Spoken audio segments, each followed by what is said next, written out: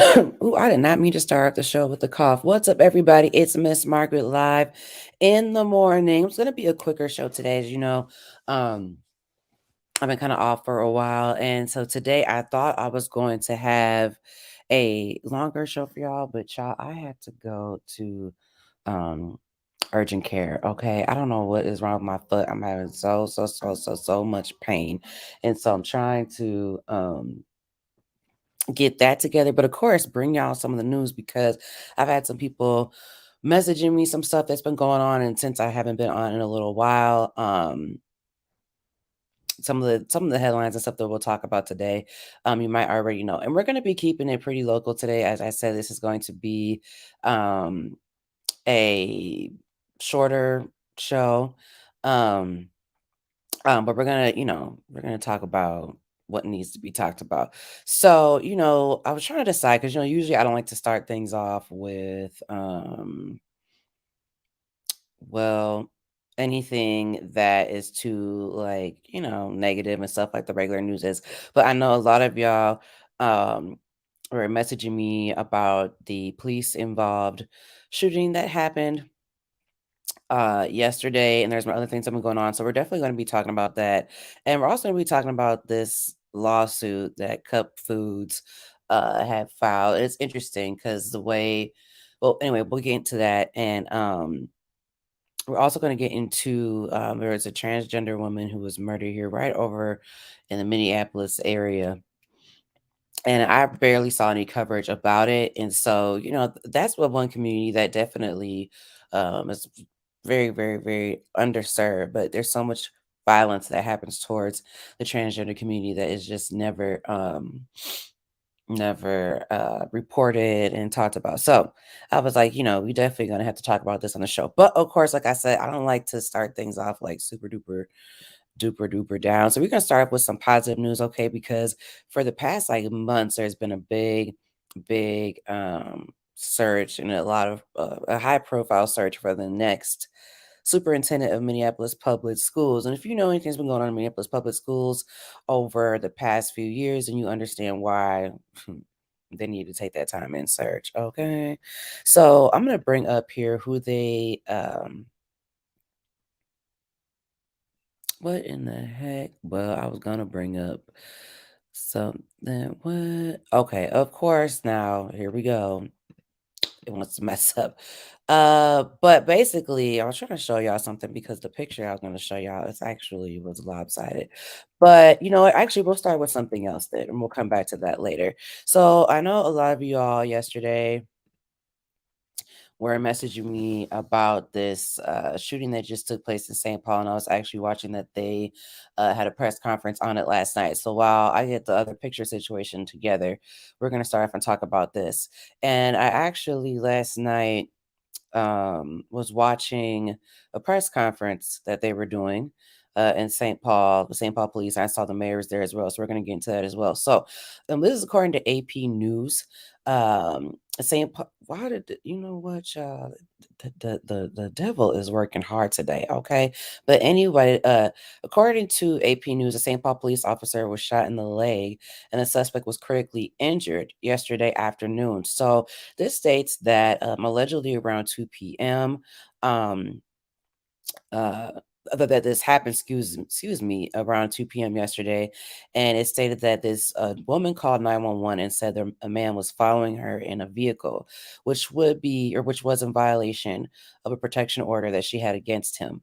The woman said that the man was armed with a handgun and was intentionally running his vehicle into her vehicle and causing damage. And so it goes on to state here that that in the process, like I said, that well, I'm getting tripped up on my words. Let me act like I know what I'm talking about. I've seen in multiple reports that have stated that they said that offers that the suspect fired at them first and the officer returned fire. And I saw the press conference, last night. Well, I couldn't really hear much of it, but one of the things I know from Tishia Garraway, who was at the press conference, and I was watching her stream, and she was saying that, of course, you know, they want the body camera footage released so they can see exactly what happened. I know some of y'all thinking like, was he black? Was he? I don't even know. I really don't know. I was looking at multiple reports and couldn't figure it out. So I know that they um will be asking for the body camera footage. I know for me personally, just, whenever it comes to situations when you're talking about restraining orders and stuff like that, it's extremely triggering for me because I know what it's like to be in that position and how really scary all that is. So, whenever I hear that come into play, I'm always definitely wanting it. Yeah, more info, but from what I understand, the person that was the suspect um is alive. They had both the suspect and the police officer, have been treated. And you know what, we got to talk about too the man who stabbed Chauvin. Lord, I don't even know if I can say that. Oh, the man who assaulted Chauvin, because his info is out. Let me pull that up here, because I saw that. Let me see. I found it. Where is it? Cause let me see here. Here it is. Okay, we're gonna talk about that in a second. We're gonna talk about that. I ain't got a picture. We're gonna talk about it. Cause remember, I told y'all I was like, I'm gonna find out the man who if y'all want to know, I'm gonna find out who it was that, assaulted Derek Chauvin behind bars, because y'all said you want to put money on his books. But anyway, so yeah, that's pretty much all I know as far as the shooting yesterday. Oh, that's what I was saying to Shira. I was saying that, and I saw her live yesterday. She was saying that when Dante Wright was murdered by Kim Potter, is it Potter or Porter? Anyway, Porter. Um, that Mayor Mike Elliott, who was mayor at the time of Brooklyn Center, had used his like executive power to make them release the body camera footage.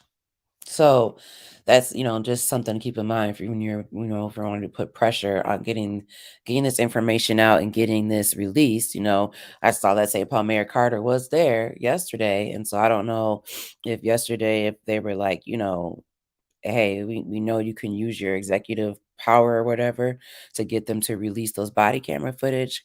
I don't know. But I do know, according to her, she said that that's what Mayor Mike Elliott had to do, which also made me realize that's probably what also added to him not being reelected, which was a damn shame. But we can get into that conversation on a different day. If you are tuning in right now, make sure you drop down in the chat where you're tuning in from.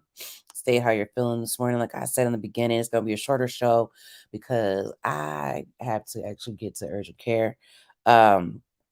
Before I start my day and all this type of stuff, mom life.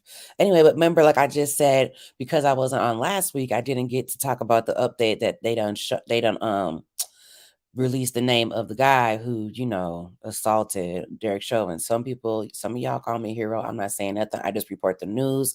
I don't have the picture up here. We're just gonna go along with it. But it says here, AP News, according to AP News, this person's name is John Tursak, okay, Turscak, okay, and he's been charged with attempted murder a week after the November 24th attack. He told correctional officers he would have unalived Chauvin had they not responded so quickly. Child. Yeah, it says that this person is serving a 30-year sentence for crimes committed while member of a Mexican mafia prison gang. Oh Lord, okay. I don't know if I should be talking about this man. And it said that he told investigators that he had thought about attacking Chauvin for a month because he is a high profile inmate, but denied wanting to unalive him. So it said that he attacked Chauvin with, like a homemade yank. I'm trying to blink these words out in prison in the law library at 12:30 on Black Friday, the day after, Thanksgiving. So, child, as we know, they said that Chauvin is already back behind bars after all this, you know what I'm saying? So, but yeah, so for those of y'all who are asking, like, well, who is this person? Da, da, da, that's the person. But y'all just heard what I said, would they be involved with. So you know, you get, I guess reach out if you want to at your own risk. But that's what's going on over there.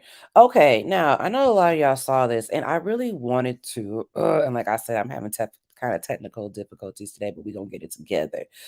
Because I really, really wanted to bring up, and you know what, let me see if I can.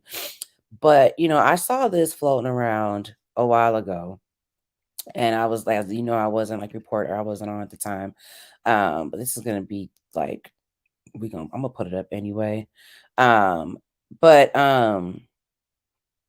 and it's just I just want to show you the differences and why it's important to read multiple articles and just how things are at different angles. Because when I first saw someone talk about this, well, no, this is how they were talking about. Now yeah, I know. Like I said, just we got a lot going on today. So I just technical difficulties would not let me flip this. Anyway, so this, as you can see, just flip to the side, roll with me. It says Cub Food sues Minneapolis Mayor Jacob Fry over loss of business at George Floyd Square. Okay, I just want to bring it to your attention because look at this. Now this says businesses where George Floyd was killed sue Minneapolis saying police are not protecting the area. Okay, so you see the difference in how that's written. You see how one is straight up is saying Cub Foods, and now this one is saying that there's multiple businesses. So I was like, wait a minute, is it Cub Foods or is it people all on the strip? What it is that Cub Foods, the let's put it like this: the family, okay, and the owners of Cub Foods are suing the city, suing the mayor due to loss of business. Now, so what it is why it says businesses is because Cup Foods has the family that owns this have multiple businesses inside this one location. So what they've done, which I guess from a business standpoint is not dumb, have listed basically all their businesses and saying that you've affected each single one of these businesses. So that's why I said it's just interesting. And the reason why, you got to read multiple things to really get the full scoop. Because most people were like, and they're listing these other things as like just examples of what they've, lost profit off of or whatever. It's like, no, these are separate businesses that they have, registered and stuff like that. So they can say that all these businesses are suing. Yeah, so it's not all the other businesses on the, that are also there in that area, that are part of this. So anyway, the way this is written, and this is from AP News, is it says that several stores at the location where George Floyd was killed by Minneapolis police have sued the city. In the lawsuit, this was just filed, just a couple weeks ago. It names Mayor Jacob Fry and other officials, and I haven't seen the lawsuit, so I'm gonna try to get my hands on to see exactly who's all up in there, and accuses the city of not properly policing the area since George Floyd's death. It accuses the city of blocking the intersection that is now known as George Floyd Square with the concrete barricades for more than a year after George Floyd's death, keeping customers from entering. Now let's be clear. Okay, you know what? Let me just go back. um this states that, oh, let's actually just let me see here. Hold on. It says that this combination of them having things blocked off and all the stuff that was going up there in the area has turned the area into a hub for violent crime. Um, According to the lawsuit, it says the mayor, the city council, and the Minneapolis Police Department collectively agreed to severely limit police response in the barricade area surrounding plaintiffs' businesses. A lot of people honestly think this is just a crock of you know what, because it's kind of like the audacity. You know what I mean? At the end of the day, it was what resulted in the store that led to then what happened outside of the store. And they're not, exempt from a lot of the stuff that they've also caused. I mean, I'm trying to figure out what I want to say, but I mean, they had people surrounding there are all type of armed and dangerous and creating all type of a intimidating presence up there. You know what I mean? It is a gang infiltrated area. So it's like Cup Foods is known to use that, you know what I mean, to create this sense of fear and intimidation to the other people that are there. Particularly like since, it turned into George Floyd Square. I know that because I used to be up there all the time. So to say that, oh, it's the city that is the issue. No, like, and from what I understand, Foods ain't innocent anyway, and has been pimping the community for years. But a lot of people, of course, just find the audacity of you to sue because they feel like at the end of the day, none of this would have happened had y'all not been tripping over call it counterfeit um, counterfeit dollar, whatever the case may be. So, but I just wanted to point out that it was interesting in how it was written because like I said, once is these businesses, once it's Cup Food. So I was like, businesses, but like I said, it's they have all these businesses in that location that they have registered as separate businesses, separate stores. So yeah, I mean, what y'all think? You think the city of Minneapolis would pay them out? I don't know. I almost wouldn't be surprised if they did. I mean, there was a lot of controversy and stuff, of course, with the barricades, and the city took them out one day, and then they were back in the same day, and now they're there. Um, and haven't been up to George Floyd Square in a long time. At one point in time, I will say, before this all happened, I used to be up there all the time. Didn't realize that that's like where I was. I been up there a million times, never once noticed Cup Foods. And it was like a high traffic and stuff like that area. But they're not gonna sit here and act like this stuff, the police and all the barricades and stuff just happened out of nowhere. But from what I understand about the owners in general, I'm not really surprised that they sued anyway. Okay, so I really want to talk about the young transgender woman who was killed recently over in Minneapolis, near Lake Street. And so I'm gonna take a quick break and then we will come back to talk about that.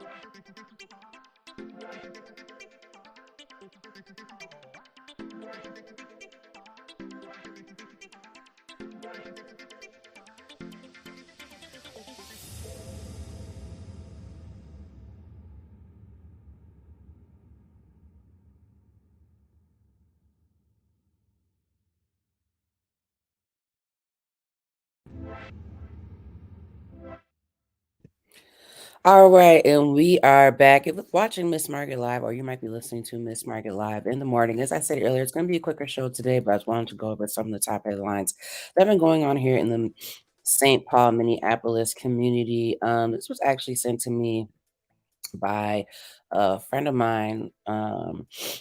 And I was just like, I will say I have seen some coverage over this, definitely, but not as much coverage. So I will say I did see that. I'm actually looking here, bringing the news. Shout out to them. I saw Kara Levin, some other folks who have been bringing light to the situation, which I'm happy about, because a lot of times when violence is committed against the transgender community, you don't hear too much about it, unfortunately. So I'm going to actually, as you can see here, it says charges brought against man admits to fatally shooting transgender woman after sexual encounter. Now, this um, is from Bring Me the News. And it states here, and I don't want to spend too much time showing this person. I want to show more of the victim. Um, so it says here, Minneapolis man has been charged in the fatal shooting of a transgender woman after a sexual encounter. And I don't know if it's Demarion or Demarion Kalum Bible 25 is accused of shooting the woman near Lake Street in South Minneapolis on Wednesday, November 29th. According to the complaint, he admitted he fired his gun inches away from the woman's head and called his father while in custody, saying he had just unalived someone. The victim has been identified as 38-year-old Savannah Ryan Williams. That's who you see here posted on this picture. Um, Now, the Queer Legislative Caucus in the Minnesota House of Representatives said in a statement that Savannah was a beloved member of the transgender community. It said, "We stand in collective grief and outrage at the senseless murder of Savannah Ryan Williams, a 38-year-old transgender woman brutally taken from our community. This heinous act of violence not only extinguishes a vibrant life, but serves as a stark reminder of the dangers and discrimination faced by sex workers and transgender individuals." So, one of the things I know that it says here is that, according to this complaint, the Minneapolis police officers were called to the 3000 block of 4th Avenue South on a report of a person down and not breathing at about 9 a.m. on November the 29th. Um, it said that they had found, y- we won't actually go into the further details, but what it says is that later on, around 5:45 a.m., a man later identified as Bible, which is the suspect, was seen walking basically from the scene. One of the things, as I know, that it says that in a phone conversation that he made to his father, allegedly um, from jail, he stated that he felt sorry for killing the woman and that he, quote, knew he wasn't God, but he had to do it. To me, this whole thing is just absolutely ridiculous. One is crazy because I don't know the suspect, but I know the person who sent it to me knows the suspect. So that alone is crazy as hell. But my thing is just what is the purpose? You know what I mean? So you're telling me that you went off with this person. It says in other articles that they said that allegedly that he was suspicious during the encounter, but let it continue on. And then after it was completed was then when he unalived her. Um, and Josh, it does not state here what the conversation was or anything like that. Just that he was, and I 'cause I don't want to go into too much or say the wrong thing, but no, it does. I'll just answer that question. It does not state that. But to me, it's just that's still not a reason to unalive someone. You know what I mean? That's just stupid. You know what I mean? And it's just not. I would think that in my mind, that's just definitely not even worth going to prison or anything for. You know what I mean? You already, whether or not you suspect it during or you let it continue, that's still no reason, no excuse to do any of that. It's just absolutely ridiculous to me. So my heart really goes out to Savannah's family, just all the people who know her, because this is just absolutely ridiculous. And a lot of times the people, because I was like I said, I'm not trying to say the wrong thing. But the question was, the statement said was, it should have been obvious, but did she tell him? A lot of times they do know. I'm gonna just leave it at that. We have a different conversation for a different day. I don't care whether you know or you're not, though. That's still no reason to do that. No reason to do that at all. And a lot of times people, and I don't know what the situation was. I don't know if anything about if this was a situation of their sex work. I don't know anything about that. But I know that a lot of times just speaking to a lot of people from the transgender community, um, and like having friends who are trans and stuff like that, like a lot of times they do know. They do know. And then get to this point where they get freaked out, you know what I mean? That they what because of whatever biases and judgments that they already have, you know what I mean, or fear of how society looks at them and they take that out on the victim. So either way, I'm definitely a pro sex worker person, pro all of that.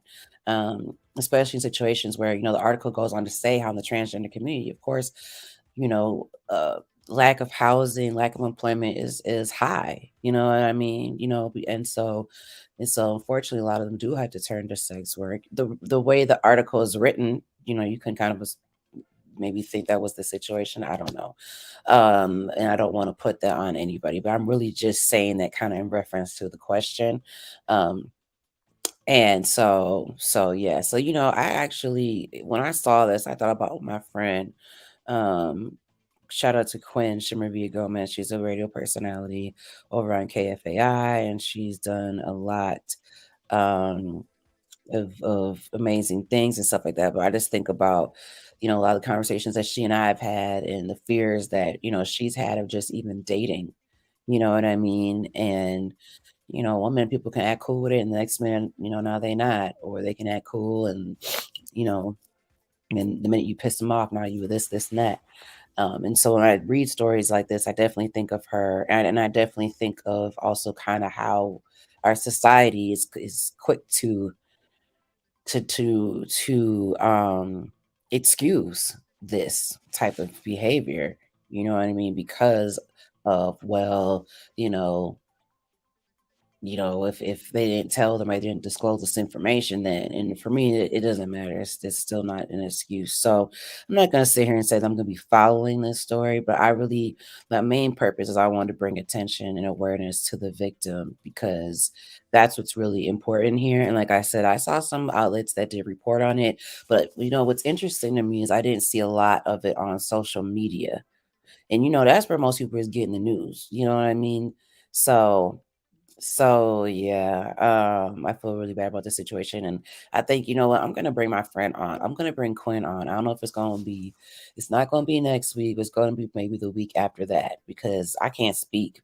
This just like how Black folks we don't know be speaking for our community. I know I don't want to be the one to be speaking for the transgender community because that is not my experience, and it would be disrespectful to act like I can speak for them. Okay, so that this show has always been about what a seat at the table for those on the what menu. Okay, and Quinn was actually one of my first guests on the show, so we definitely gonna have Quinn back. I think I'm gonna have her co-hosting with me in a couple weeks, and we can do that. So yeah, I told y'all this was gonna be a quicker show. Appreciate y'all chiming in and asking questions. Thank you, Josh, for your question. Because these are important things to talk about. We need to be talking about this, and I wasn't planning on kind of ending it on this note, but I do like appreciate y'all tuning in and chiming in the conversation. So next week I have a very, very, very special guest. She is actually an author now. Her author now, Quenisha Adams. She has written a book. It's a children's book, and it's her way it started off really as a way for her to channel her grief after her fiance and father of her children was unalived back in 2020. Cody Pollard, and so many of y'all know remember that. And so she's actually written a book, and it has been recently published. And so we were actually thinking about having the conversation in February, but but we when I saw that they got because we thought it was gonna take a minute for the publishing and everything to get done, but they actually got done sooner than later. So I was like, you know what? Let's go ahead and have this conversation. You know what I'm saying? We need to get these books, get some books sold by Christmas. But anyway, so we're going to be talking about that. Like I said, there's been a lot of talk about grief. I've noticed a lot of talk about grief. I'm thinking about doing another episode again about grief during the holidays because it's been hitting me harder this year than it has in past years. Okay. So thank you all so much for tuning in. As always, to Miss Margaret Live in the morning. We'll be back with our full longer show next week. And we're gonna be wrapping up the year here soon. I haven't decided if we're gonna take a break in January since we kind of already took a break in December. That was longer than expected.